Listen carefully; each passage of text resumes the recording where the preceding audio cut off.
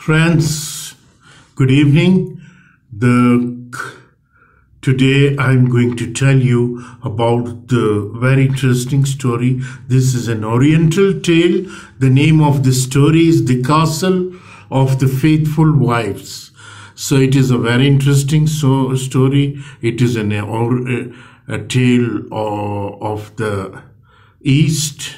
So the Castle of the Faithful Wife. Let us see what it is in the story. So the story starts like this. Years ago, a group of men led by a Sultan of Hyderabad rebelled against the king of Mysore. In those days, kings and other powerful men lived in huge castles along with their families, servants and followers. To punish the Sultan for rebelling, the king's army surrounded the Sultan's castle at Hyderabad. The king of Mysore knew it was only a matter of time before the people trapped inside would run out of fresh food and water.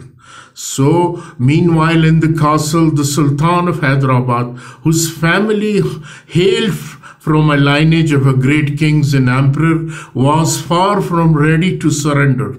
A fortune of gold and silver was stored inside the castle along with the supplies and provisions.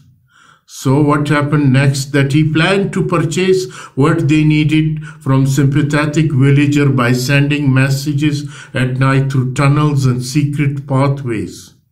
The Sultan hoped that the opponent of the king, Mysore, would hear of his dilemma, muster a force of soldiers, and came out. After a few weeks of impatient waiting, the king of Mysore sent an envoy to the Sultan, demanding the surrender of everyone in the castle. All of the Sultan men would have to die by sword, but the women and children would be free to go. The Sultan flatly refused these terms. Furious, the king ordered all roads and pathways surrounding the castle to barricade it. He sent soldiers to search for tunnel entrances, and when they were discovered, he blocked them and stationed soldiers by each one.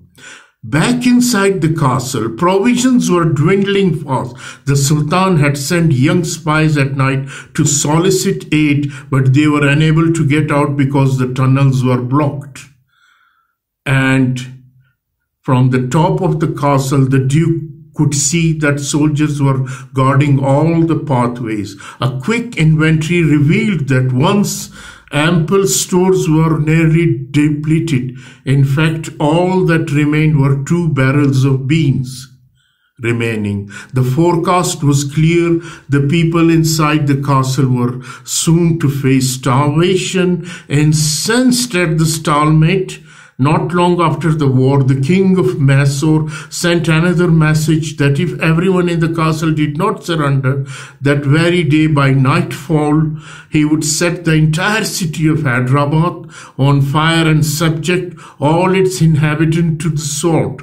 Now the people inside the castle were truly desperate. Not only was their own doom sealed, but innocent residents of Hyderabad would also share the same grim fate. No one knows who said what to whom in the hastily gathered meeting that took place next, or who came up with a certain unusual plan. Perhaps it was the Sultan of Hyderabad himself, or it may have been his clever wife, the Begum Mumtaz. It may have sharp-minded servant or one of the servant wives. But before sundown, a deputation emerged from the castle with letter addressed to the king Mysore. The letters read, "We, the women of the castle, humbly know that our fate is in your hands. We ask only that you allow us to leave at sunrise tomorrow with our children and whatever we can carry on our backs. For this we entreat you and submit our life to your mercy." The king of Mysore considered the proposal. After all, it had been his original intent to allow the women and children to go free, and if they left with a few treasure, they could rebuild their lives.